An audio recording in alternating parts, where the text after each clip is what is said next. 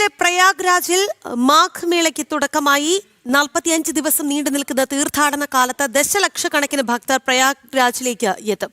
ത്രിവേണി സംഗമത്തിലെ സ്നാനമാണ് തീർത്ഥാടനത്തിലെ പ്രധാന ചടങ്ങ്. വിവരങ്ങളുമായി എസ് നന്ദഗോപൻ ചേരുകയാണ്.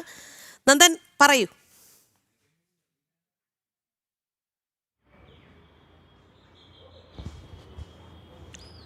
രഖി, പ്രയാഗ്രാജിലെ കുംഭമേള നടന്ന അതേ സ്ഥലത്ത് തന്നെയാണ് ഈ മാഘമേളയും നടക്കുന്നത്. മാഘമേള എല്ലാ വർഷങ്ങളിലായും സംഘടിപ്പിക്കുന്നു. മാഘമാസത്തിലാണ് മാഘമേള സംഘടിപ്പിക്കുന്നത്. ഇന്നിപ്പോൾ മാഘമേളയുടെ പ്രധാനമായിട്ടുള്ള ചടങ്ങായിട്ടുള്ള പൗഷ്ണി സ്നാൻ കർമ്മം ഇന്നിപ്പോൾ നടന്നു കഴിഞ്ഞു. അങ്ങനെ വിവിധ ഘട്ടങ്ങളിലായി വിവിധ സ്നാനങ്ങൾ സംഘടിപ്പിക്കുന്നു.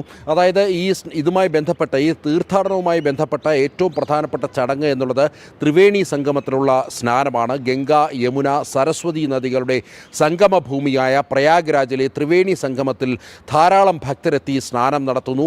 ഏതാണ്ട് ദശലക്ഷക്കണക്കിന് ഭക്തർ ഈ 45 ദിവസം നീണ്ടു നിൽക്കുന്ന തീർത്ഥാടന കാലയളവിൽ പ്രയാഗ്രാജിലേക്ക് എത്തി ഈ മഹാതീർത്ഥത്തിൽ സ്നാനം ചെയ്യുന്നു. അതിലൂടെ മോക്ഷവും മുക്തിയും നേടും എന്നുള്ളതാണ് ഐതിഹ്യം.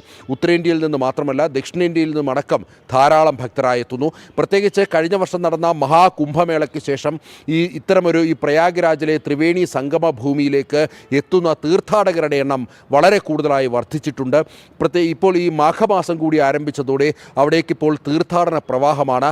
ഇന്ന് രാവിലെയോടുകൂടിയാണ് ഈ മാഘമാസ തീർത്ഥാടനം അല്ലെങ്കിൽ മാഘമാസവുമായി ബന്ധപ്പെട്ട ഇതിൻ്റെ പരിപാടികളും മറ്റും ചടങ്ങുകളും മറ്റും ആരംഭിച്ചിരിക്കുന്നത്. പ്രധാനമായും ഈ തീർത്ഥാടനത്തിൻ്റെ ഏറ്റവും പ്രധാനപ്പെട്ട ചടങ്ങ് എന്നുള്ളത് ത്രിവേണി സംഗമത്തിലുള്ള സ്നാനം തന്നെയാണ്. അതിന് ഇന്ന് ഏറ്റവും വിശേഷാൽ ദിവസമാണ്. പൗർണമി കൂടി ചേരുന്ന ദിവസമായതിനാൽ തന്നെ, പൗർണമിയും ശനിയാഴ്ചയും ചേരുന്ന ദിവസമായതിനാൽ തന്നെ ഇന്ന് അതിനെ സവിശേഷ ദിനമായി ഭക്തർ കണക്കിലാക്കിക്കൊണ്ട് ഇന്ന് ലക്ഷക്കണക്കിന് ഭക്തർ ഇതിനോടകം തന്നെ ത്രിവേണി സംഗമത്തിൽ സ്നാനം നടത്തി മടങ്ങിക്കഴിഞ്ഞു. ശരി നന്ദൻ.